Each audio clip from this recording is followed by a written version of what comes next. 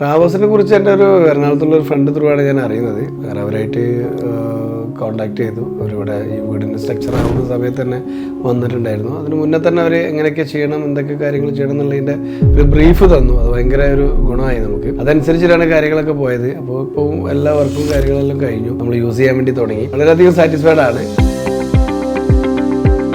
Automation ഞാനൊരു വീട് എടുക്കുന്ന സമയത്ത് തന്നെ ഓട്ടോമേഷൻ ചെയ്യണം എന്നൊരു നല്ല ആഗ്രഹം ഉണ്ടായിരുന്നു. കാരണം നമുക്ക് ഇൻ്റർനെറ്റിലും ബാക്കിയുള്ള സംഗതികളിലൊക്കെ ഇത് കാണുന്നുണ്ട്. ഗേറ്റ് ഓട്ടോമേഷൻ ചെയ്തിട്ടുണ്ട്, അതിൻ്റെ വീഡിയോ ഡോർ ഫോണ്, അതുപോലെ door locking, complete switches, AC ഇപ്പം നമ്മൾ സിരിയിൽ യൂസ് ചെയ്യുന്നുണ്ട്.